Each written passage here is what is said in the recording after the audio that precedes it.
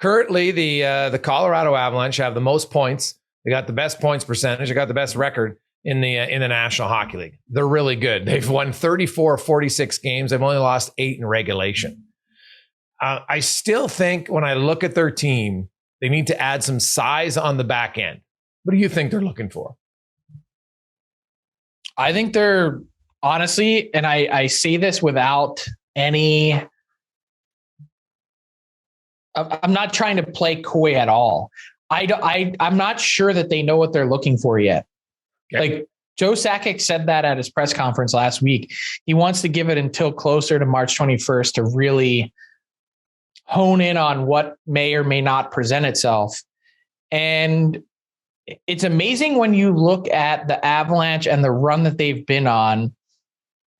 36 of the last, they've gotten 36 of the last 38 points on the table. Like, think about that. That is incredible.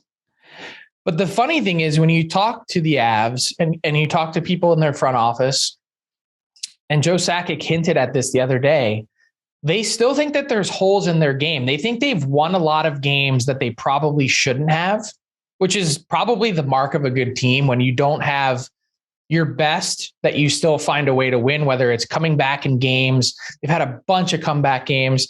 Joe Sakic said there were other nights where they didn't have their game and their goaltending bailed them out, which is another huge plus. So he's been really impressed with the compete from his team, that they don't ever give up, which speaks to the chemistry that they have. You mentioned getting bigger on the back end. I wonder in the back of my mind if they need goaltending help just to shore things up. Mike McKenna on the Daily Faceoff show last week, we talked specifically about this and he said no. He said, look at their numbers. They're insane. And they are, but that's also clouded a bit by virtue of the streak that they've been on, right?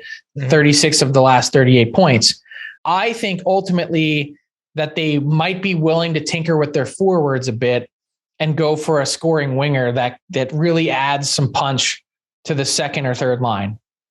Now, that leaves a lot of room for interpretation in terms of which direction they may go in.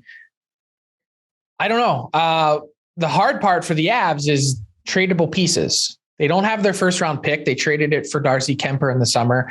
Joe Sakic is willing to move his 2023 first round pick.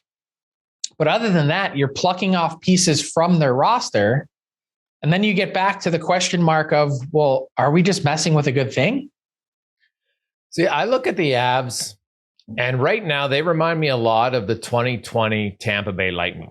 I remember in 2019, the Lightning just tore through the league. One of the best regular seasons we've ever had, and they got swept by Columbus. And the organization that offseason was like, you know what? We have enough skill. 2018-19.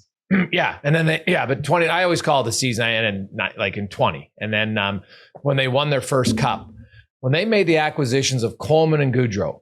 And I know a lot of people, when they acquired Goudreau and gave up a first rounder, because a lot of people didn't watch the San Jose Sharks. They're like, what are they doing? But Barclay Goudreau was exactly the piece they were missing, right? They needed guy, and they had him. He was under contract for not just 1 year, but of course 2. We saw it happen. They won 2 cups with him and Coleman. Then they both left and cashed in free agency. Good for them.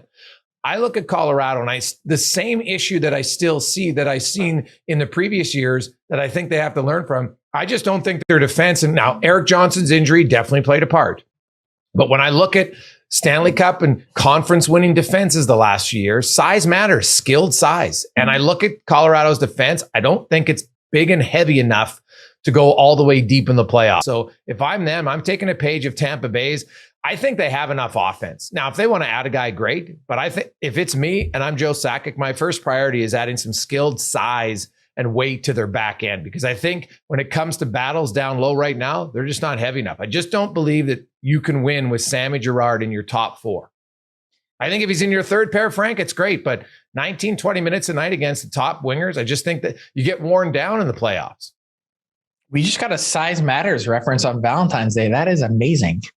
I would say I'm in agreement with you. I don't know how much of a priority it is, in the sense that, like, yes, I agree with your premise. I've read your story when you posted it last season about the significance of size when you sized up Stanley Cup contenders or Stanley Cup winners and the average sizes and all that on their back end.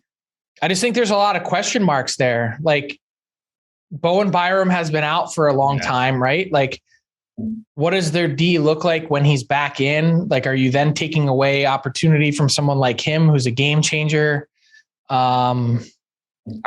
It's hard. Honestly, the thing I keep coming back to is even if you want to add size to your back end, what are you trading to get it? Yeah, that's fair.